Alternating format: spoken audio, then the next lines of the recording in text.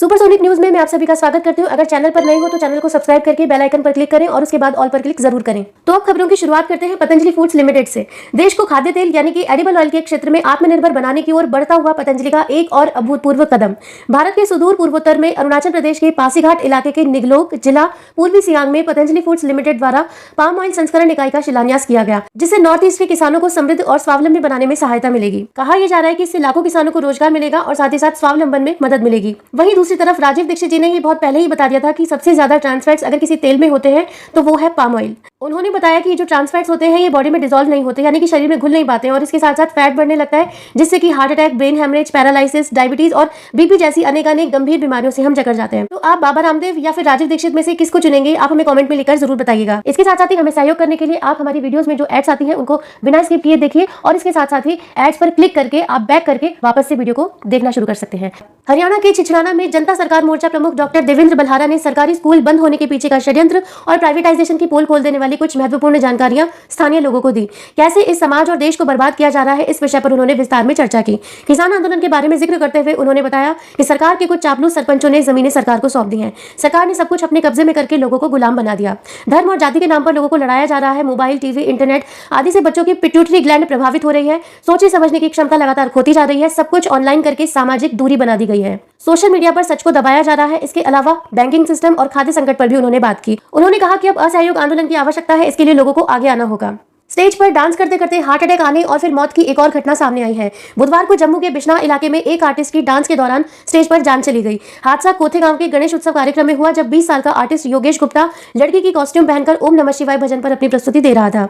भजन पर परफॉर्म करने के दौरान कलाकार के पैर लड़खड़ाए। उसने अपने आप को संभालने की कोशिश की लेकिन वह गिर पड़ा। फिर तुरंत ही वह उठकर बैठ गया और परफॉर्मेंस जारी रखी। ऐसे में वहां बैठे लोगों को लगा कि उसका इस तरह से गिरना डांस का हिस्सा था। इसके बाद कलाकार ने 2 डांस स्टेप किए ही होंगे कि वह दोबारा आगे की तरफ गिर पड़ा। इसके बाद भी वह उठने की लगातार कोशिश करता दिखाई दिया। उसके हाथ पैरों में हलचल होती दिखाई दी, लेकिन लोग इसे परफॉर्मेंस समझते रहे। कुछ सेकंड्स के बाद उसके शरीर में भी हलचल होनी बंद हो गई। इस खबर के बारे में आप लोगों के क्या विचार हैं, आप हमें कमेंट में लिखकर जरूर बताइएगा कि क्या पिछले 2-2.5 सालों से जो लोगों को पनीर टीका खिलाया जा रहा है, क्या ये उसी वजह से हुआ है। Q5 में आशुतोष पाठक जी से इल्यूमिनाटी सीक्रेट सोसाइटी के बारे में बातचीत करते हुए योहान टेंगरा जी ने इल्यूमिनाटी के लेवल्स, इल्यूमिनाटी के सिंबल्स, इनकी ब्लड लाइन के बारे में बताया। यूनाइटेड नेशंस और वर्ल्ड इकोनॉमिक फोरम का वर्चस्व बनाने और सबको कंट्रोल करने के इल्यूमिनाटी के प्लान के बारे में जिक्र किया।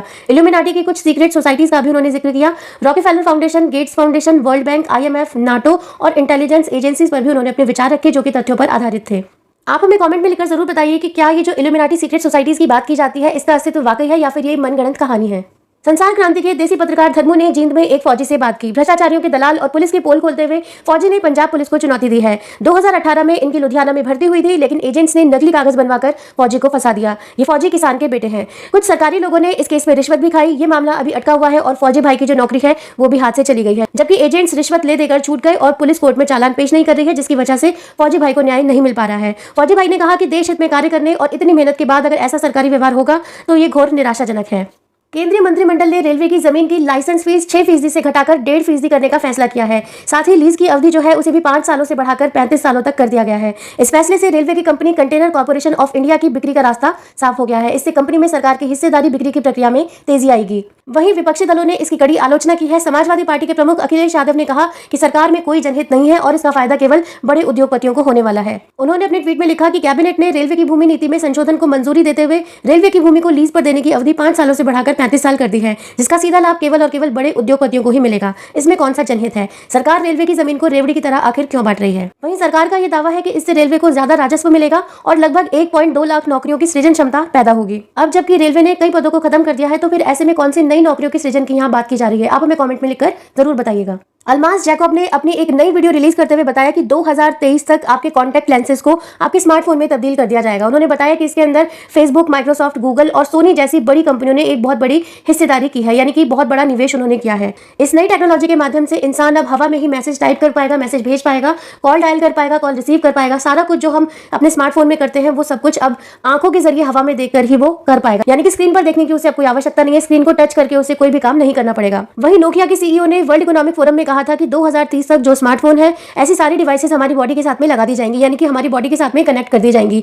हमारी बॉडी से ये स्मार्ट डिवाइसेस आखिर कनेक्ट क्यों की जा रही है, वो इसलिए की जा रही है ताकि आपको जो दिखाया जाए आप केवल वही देख पाएं, जो आपको सुनाया जाए आप केवल वही सुन पाएं। ऑस्ट्रेलिया के नाइट क्लब में एक कानून लगा दिया गया है कि अब किसी की इजाजत के बगैर आप उसे देख नहीं पाएंगे, घूर नहीं पाएंगे। अल्मास जैकब ने यह भी बताया कि ऐसा लगता है कि जो कॉन्टैक्ट लेंसेज हैं ये माइक्रोचिप से बने होंगे, इसके लिए ब्रेन में चिप को इम्प्लांट करना ही होगा। एलिट्स जो है वो लोगों को चलता फिरता रोबोट बना देना चाहते हैं, और एलिट्स ऐसा क्यों करना चाहते हैं इसके बारे में अल्मास जैकब ने कहा कि मोहब्बत, इंसाफ, हमदर्दी और ईश्वर की शक्ति होने के एहसास जो है वो मनुष्यों से हटा देना चाहते हैं। तो अगर आप अल्मास जैकब की बताई गई बातों से सहमति रखते हैं तो कमेंट में लिखकर जरूर बताइएगा। गिरिजेश वशिष्ठ ने अपनी एक नई वीडियो में टैक्सी सर्विसेज को हैक कर लेने के बारे में बताया। उन्होंने रूस का उदाहरण देते हुए बर्बाद करती टेक्नोलॉजी और इसके दुष्परिणामों के बारे में बताया।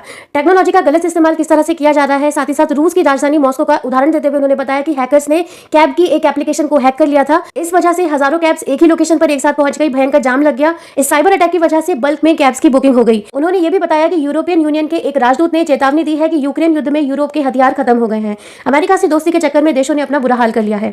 जापान के नए टेक्नोलॉजी मिनिस्टर ने चिंता जताई कि लोग फ्लॉपी डिस्क का पीछा नहीं छोड़ रहे हैं। अभी भी वहां फ्लॉपी डिस्क से डेटा ट्रांसफर करते हैं क्योंकि इसे हैक नहीं किया जा सकता है, क्योंकि इसमें इंटरनेट की मदद नहीं ली जाती है। अमेरिका में भी जो सीक्रेट फाइल्स होती हैं, जो सीक्रेट डेटा होता है, वो फ्लॉपी डिस्क के अंदर ही रखा जाता है। गिरिजेश वशिष्ठ ने यह भी बताया कि फ्लॉपी डिस्क के अंदर केवल कुछ एमबीज का ही डेटा स्टोर हो पाता है, लेकिन ऐसे में अमेरिका जैसे बड़े देशों के अंदर भी सीक्रेट फाइल्स को रखने के लिए, सीक्रेट डेटा को रखने के लिए फ्लॉपी डिस्क का इस्तेमाल किया जाता है। तो ऐसे में आप सोच सकते हैं कि कितनी सारी फ्लॉपी डिस्क के अंदर ये डेटा स्टोर किया जा रहा है। यूपी के मुजफ्फर जिले के चुनार रेलवे स्टेशन से 4 ट्रेनों को एक साथ जोड़कर चलाया गया। इसे रॉकेट ट्रेन का नाम दिया जा रहा है। 4 मालगाड़ियों को इसमें जोड़ा गया है। ये ट्रेन करीब 2.7 किलोमीटर लंबी है। भारत में अब लंबी मालगाड़ियां चला करेंगी। इससे लॉजिस्टिक्स में फायदा होने की बात कही जा रही है। साथ ही साथ ट्रेन की जो स्पीड है उसे बढ़ाने के लिए 2 इंजनों का इस्तेमाल किया जा रहा है। ये एक तरह की पिनाका ट्रेन है जिसे रॉकेट ट्रेन कहा जा रहा है। कहा जा रहा है कि इससे ज्यादा माल ढुलाई हो पाएगी और साथ ही साथ समय की बचत भी हो पाएगी। तो इस नई ट्रेन के बारे में आपके क्या विचार है, कमेंट में लिखकर जरूर बताइएगा, क्योंकि यहाँ पर बात तो बुलेट ट्रेन की भी की गई थी, लेकिन अब उसका कोई भी जिक्र तक नहीं होता है। देश के कई राज्यों में गायों और भैंसों में लंपी स्किन रोग वायरस का संक्रमण लगातार बढ़ता ही जा रहा है, जिसकी वजह से गुजरात, राजस्थान समेत कई राज्यों में हजारों की संख्या में मवेशियों की मौत हो चुकी है।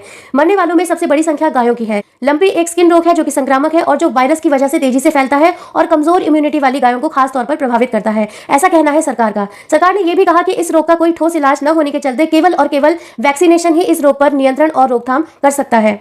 तो लंपी रोग के बारे में आपका क्या कहना है, आप हमें कमेंट में लिखकर जरूर बताइएगा, क्योंकि सरकार का ये कहना है कि केवल वैक्सीनेशन ही इसका उपाय है, इसके अलावा इसका कोई भी दूसरा इलाज संभव नहीं है। तो ऐसे में आप लोगों को क्या लगता है कि क्या वाकई वैक्सीनेशन ही इसका एकमात्र उपाय है या फिर इसका इलाज संभव है? दिल्ली के पालम इलाके के राजनगर में डॉक्टर तरुण कोठारी ने 5G की वजह से फैल रही कैंसर की बीमारी से परेशान लोगों के सामने साइंटिफिक प्रूफ्स रखे। उन्होंने बताया कि वैज्ञानिक रिसर्च में यह साबित हुआ है कि 5G की वजह से आने वाली पीढ़ी जो है वो बीमार ही रहेगी और कैंसर फैलता ही रहेगा। उन्होंने ये भी बताया कि लो ऑक्सीजन एनवायरमेंट, यानी कि जिस वातावरण में ऑक्सीजन की कमी हो वहां पर भी कैंसर फैलता है। 5G की वजह से सेल्स की जो फंक्शनिंग है वो डिस्टर्ब होती है, ब्रेन की फिल्टरेशन पावर कम हो जाती है, डायबिटीज के चांसेस बढ़ जाते हैं, स्किन कैंसर, एलर्जीज जैसी बीमारियां होती हैं।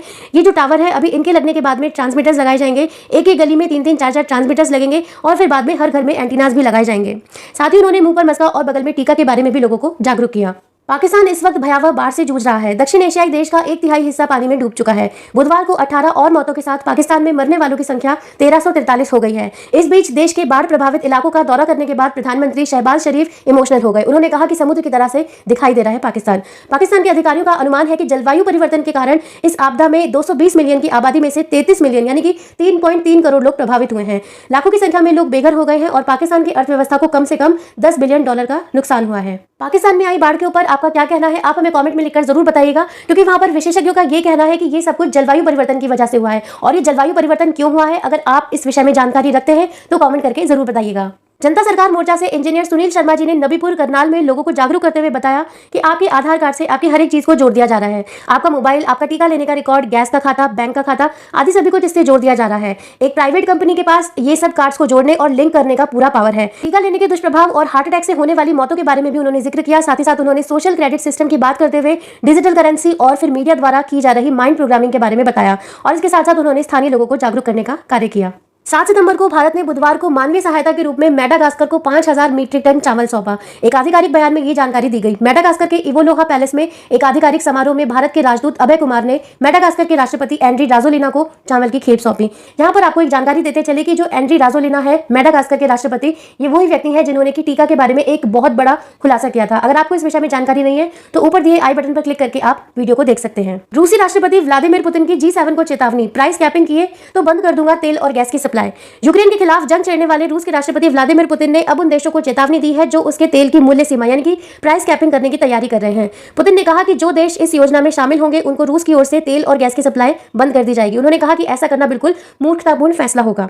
साथ ही साथ उन्होंने ये भी कहा कि अगर यह हमारे हितों के विपरीत है तो हम अपने आर्थिक हितों को देखते हुए किसी भी चीज की सप्लाई नहीं करेंगे। कोई गैस नहीं, कोई तेल नहीं, कोई कोयला नहीं, कोई ईंधन तेल नहीं, कुछ भी नहीं। और अब अंत में जाते जाते हम आपको एक ऐसी वायरल वीडियो दिखाना चाहेंगे कि जिसे देखकर आप खुश हो जाएंगे। कहते हैं कि इंसान एक बार उस शख्स को भूल सकता है जिसने कभी ना कभी उसकी मदद की हो, लेकिन कभी जानवर उस शख्स को नहीं भूलते। ऐसा ही एक वीडियो इन दिनों सामने आया है। वीडियो के मुताबिक ये कहा जा रहा है कि एक लड़की जिसने कभी एक बीमार और लाचार गधे की जान बचाई थी, उसे रेस्क्यू किया था, अब जब वो कई वर्षों बाद उससे मिलने आई तो वो उसे देखकर रोने ही लग गया। इस वीडियो में देखा जा सकता है कि कैसे एक लड़की सामने से आ रहे एक गधे की ओर अपनी बाहें फैलाती है।